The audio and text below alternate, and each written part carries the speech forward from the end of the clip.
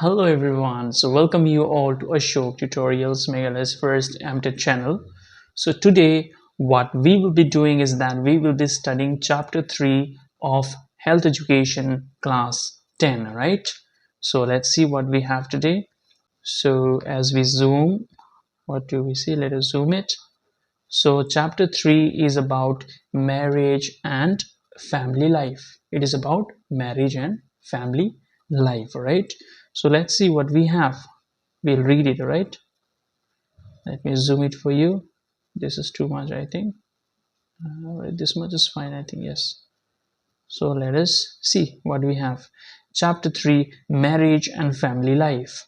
So marriage in our country are generally arranged by the parents of the boy and the girl. As parents are matured persons, it is hoped that their worldly wise choices can help the couple later in their lives.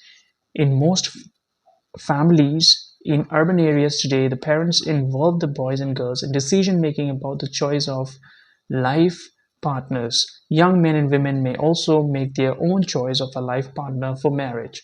So, here, what does it say?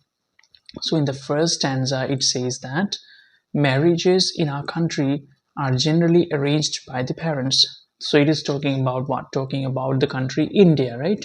So in India, the marriages are arranged by our parents. And why do our parents arrange the marriages? Because we believe that they are more experienced, they are more wise, they are more smarter as compared to us, right? So as compared to the children, the parents are, of course, more smarter, right? So we believe that they will not make mistake in choosing a boy or a girl for their sons and daughters, right? So you know, in villages long time back, even today, in some of the villages arranged marriage is done, but then as we know, the world is changing, the world is going towards modernization, urbanization. So the individuals are making their own personal choices, which means the boys and girls, they are making their own choices and they are marrying the person they love, right? So we do not need parents involvement anymore. So why so? What is the basic main reason? The main reason is love marriages, right? So in today's world, you will see that the boys and girls, they marry their loved ones, they marry their boyfriend and girlfriends, they marry their fiancés, right? So this is what we do in this present uh, situation or present scenario, because now we believe that even the boys and girls who are above the age of 18 and 21 can choose their own life partners, right? Because it is the boys and girls who have to stay with one another, not the parents. This is what general idea is, right? So let's see. So it says that if you are a boy, so I know boys and girls are watching my video, right? Class 10 boys and girls. So if you are a boy, you and your parents are likely to look for many of the following qualities in the choice of the bride to be. Now see, if you are a boy, suppose you are, which example should I take? Yes, suppose your name is Aryan.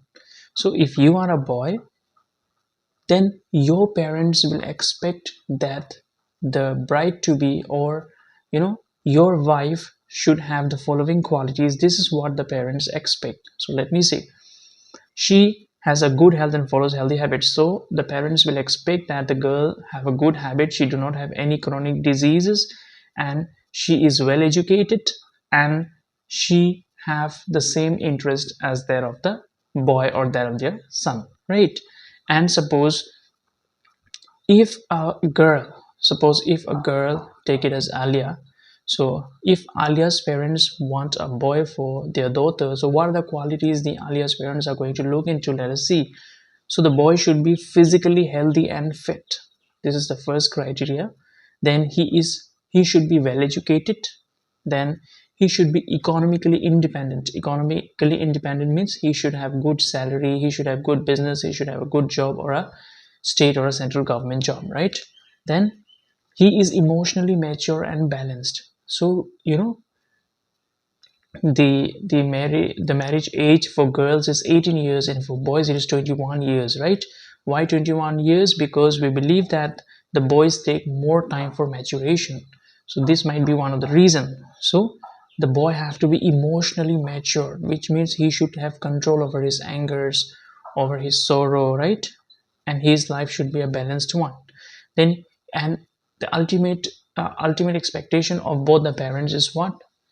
Is that they should be having some common interest. The bride and the bridegroom should be sharing some common interest among themselves, right? Now let's see the next one. See, once the boy and girl are selected, ceremonies of betrothal and marriage are performed before the couple can settle down in life as husband and wife.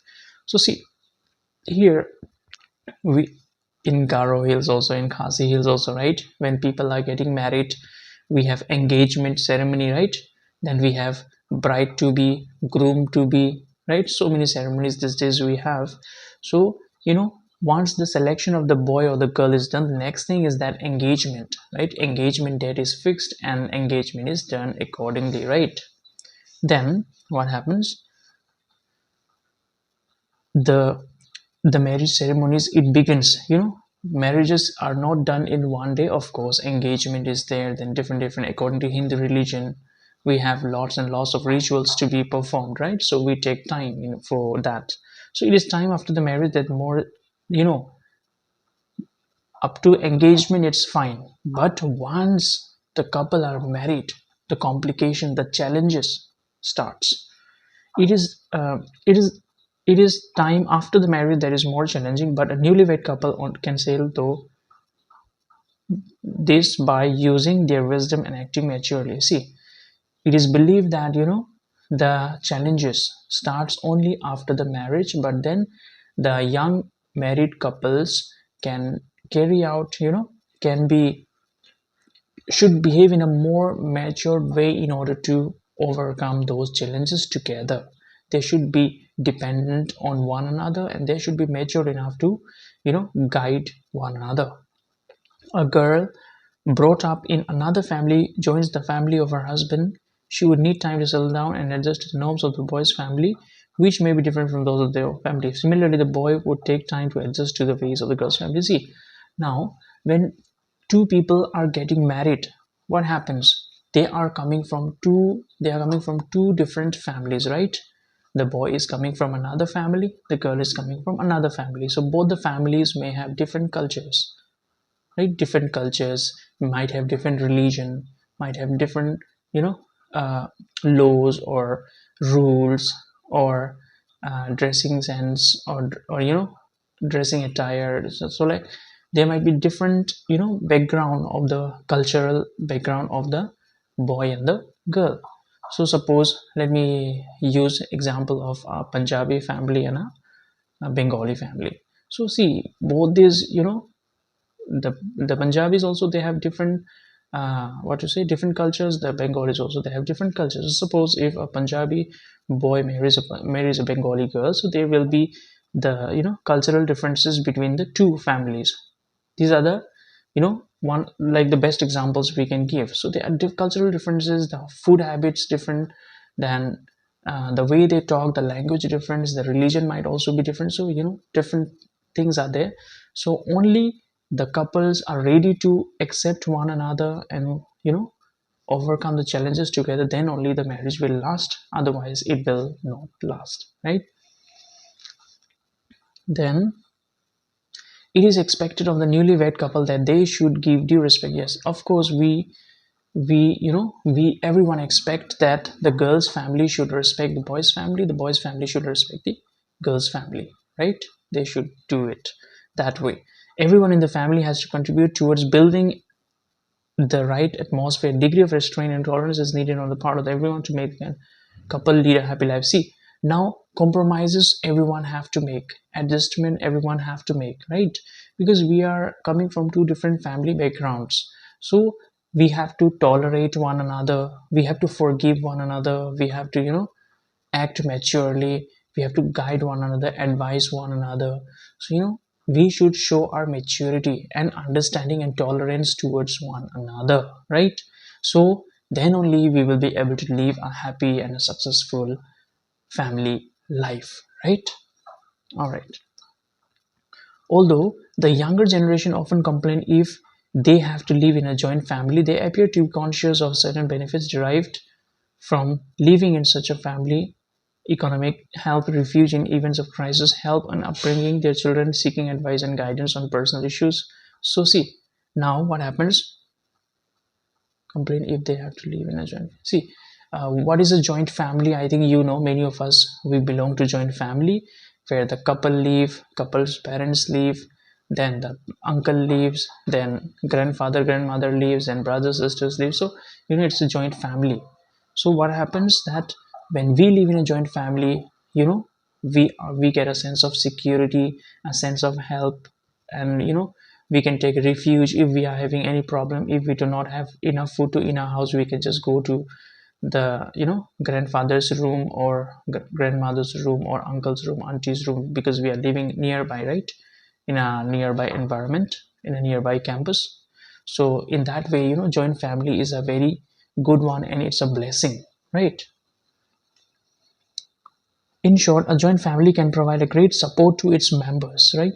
Many people are therefore mentally not prepared to break away from their joint family. However, today there is a growing dissatisfaction with the joint family system because of the adjustment issues of the family members, what is needed from price. All right, now see, of course, when we live in groups, it is very good for us, right? Because unity is strength. As you know, unity is strength. But these days, as the world is, you know, getting more and more modernized, urbanized, so people are not able to adjust with one another. They are not ready to compromise. They are not ready to forgive. They are not ready to make adjustments. So because of that, the families are breaking every day, right? The families are breaking. The wife says that she don't want to stay with boys family, the boy says that he don't want to stay with girls family. So like that, you know, there are, you know, breakings of the family, which is not good, right? When we are united, everything is possible. But when we live in isolation or when we live in broken families, it is not good for you and me, but at the same time it is not good for the upcoming generation as well, right? All right, now you might be wondering what makes a happy marriage. So when can you say that, that somebody, Alia and who I said, Alia and Aryan, yes, Alia and Aryan I was saying, right? So Alia and Aryan, they are married already and they might be happy. You might be thinking like that, right? So what makes a happy marriage? So a successful marriage is necessarily a happy marriage. So see, this line is important. So, you know, whenever we say this marriage was a successful marriage, it has to be a happy marriage, not a sad marriage, where both the boys and the girls or the married couples should be satisfied, right? Then, beside making adjustment in the families of each other, there are some requisites which are essential for making the marriage happy. All right. See, now whatever the paragraph we have read from there, we just know that they have to compromise, they have to adjust with one another, they have to tolerate one another, they have to forgive one another, they have to work with cooperation with one another, right? But apart from this, there are also certain things which makes the life, married life, a happy one. So let us see what are those things, right? All right. So loving and being loved. A husband and wife should have a loving attitude towards each other. If the couple develops hostility and indifference towards one another, their marriage is likely to fail.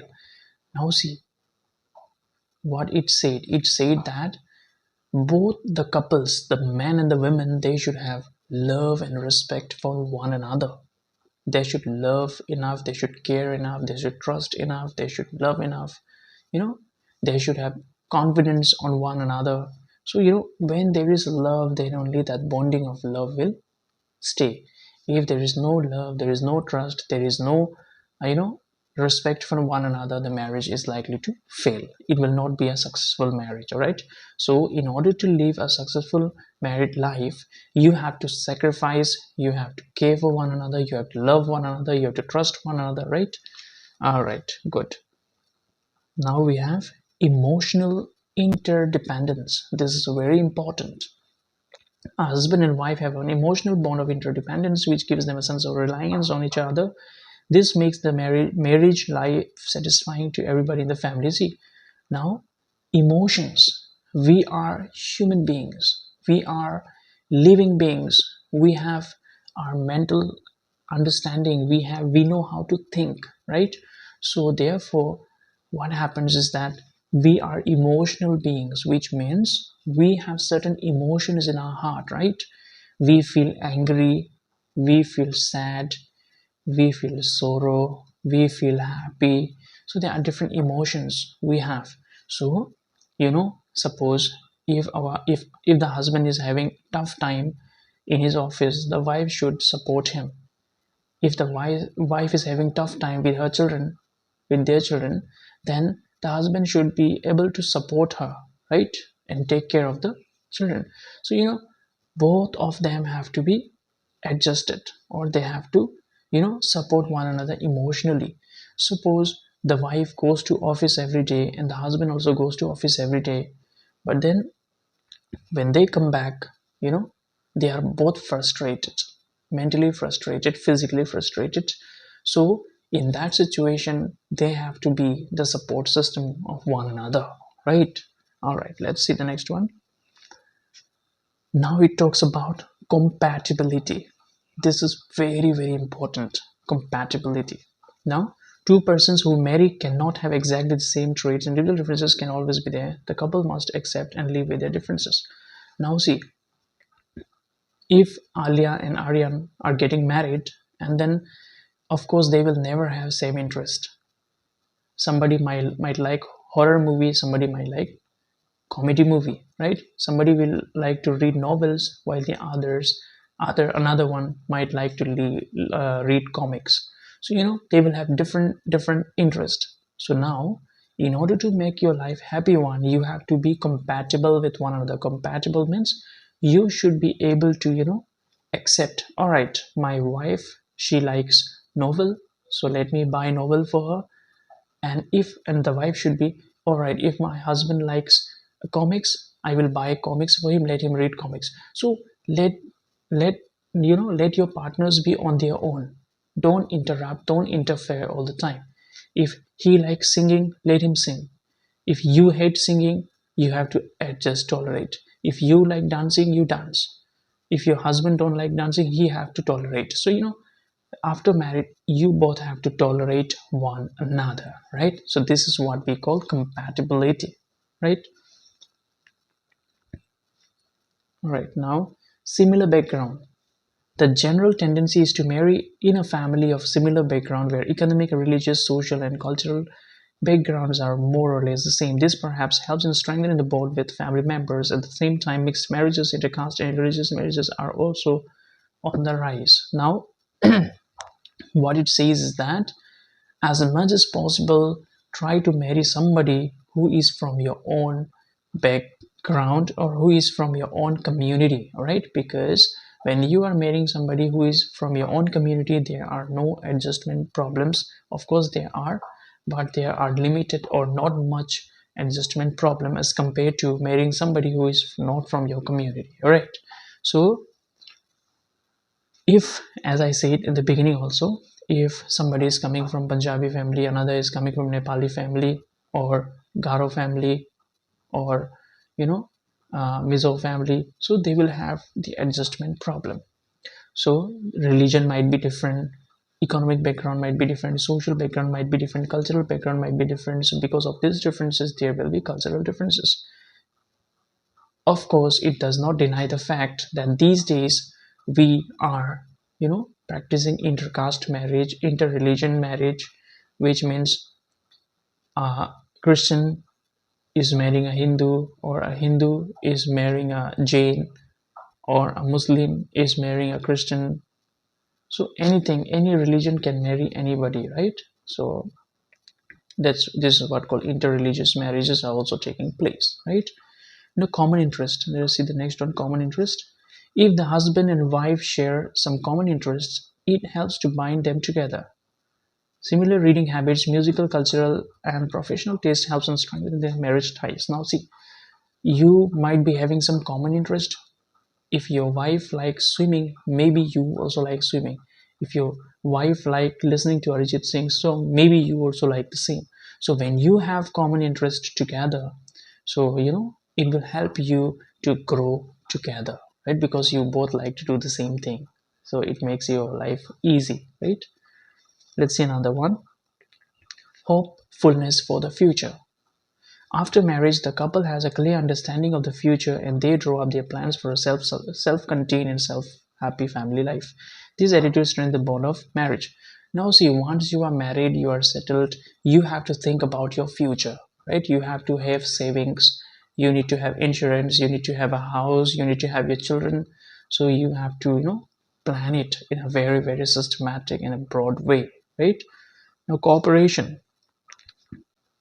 A good home is a cooperative setup for all the members of the family. Women too are earning members of the family now, hence the domestic chores needs to be shared between the husband and the wife. Now see, cooperation means what? One will cooperate with the other, right? So husband is cooperating with wife or wife is cooperating with husband. Long time ago in the rural areas, it used to be that only the female used to work only at home. They do not used to work in offices or schools or colleges or uh, you know anywhere else. But these days the women are also working shoulder to shoulder with men's, right? With men. So that's why what happened is that now we cannot expect that all the household chores the women will do alone. No, she is also working outside, so both the husband and the wife, they have to share their work together, right?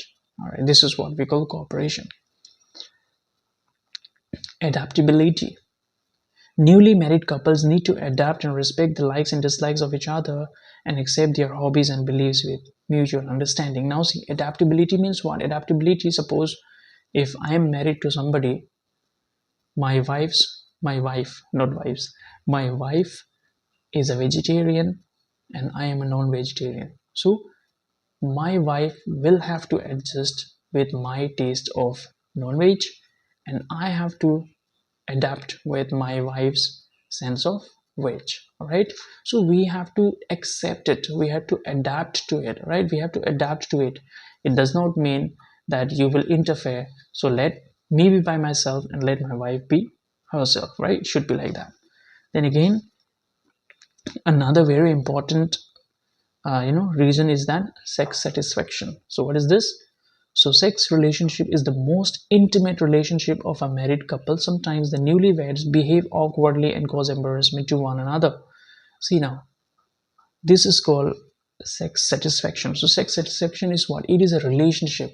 Relationship between whom? Relationship between a husband and a wife. All right. So sometimes what happens, the husband and the wife, they land up or end up being in awkward situation. All right. Because why? What is the reason why they end up in being awkward situation? Let us see. So in our country, proper sex education is not given to the younger generation. Young people get wrong and misleading information from their peers or inauthentic sources such as websites on the internet and books. See, now in our country, India, we find that sex education is a taboo, right? We believe that, oh, how can we talk about sex in front of our children? How can we talk about sex with our teachers? How can we talk about family planning? How can we talk about counseling and all? So you see, these are all misconceptions, right? Which means proper sex education is not given in a school, all right? So this is why this health education will help you in understanding that as well. And your science, basically biology part, will help you in understanding your reproductive health. Then what is reproduction? All those things you will understand, right, when the time comes. Now, people, young students like you, what do? You get wrong and misleading information from your friends about sex. So these information, and also you get misleading informations in internet, in books, in YouTube. So you follow that, so you don't have to follow all those. All right, so what can you do? So let us see what can you do. All right, the couple can together read good books on sex and develop a healthy attitude towards it. Now see, the couples, they can talk openly about sex with one another, right? And then they can read good books on that, they can watch good videos on that. And what else they can do? MCH health and family planning centers can be consulted for guidance and reference. Though sex is not everything in marriage, it plays a major role in marital happiness. Now, see, the couple can visit the counseling centers in government hospitals. They can go there and they can talk about it openly, right? They can talk about how to plan their families, how many children to have, and how to take care of the lactating mother, how to take care of the pregnant mother, and how to take care of one another. So all those things you can always go and visit the government hospitals or the private hospitals also, and inquire about your future. How are you going to plan your families, right? And there are like different reproductive problems. If you have health problems, that also you can talk when you go for counseling.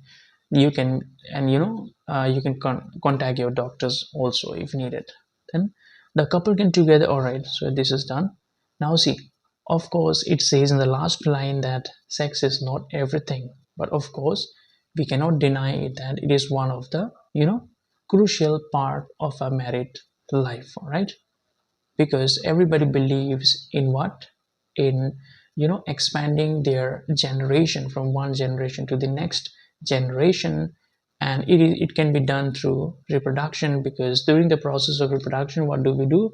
We transfer our genetic information from parents to the offspring, or from father and mother to the children, right?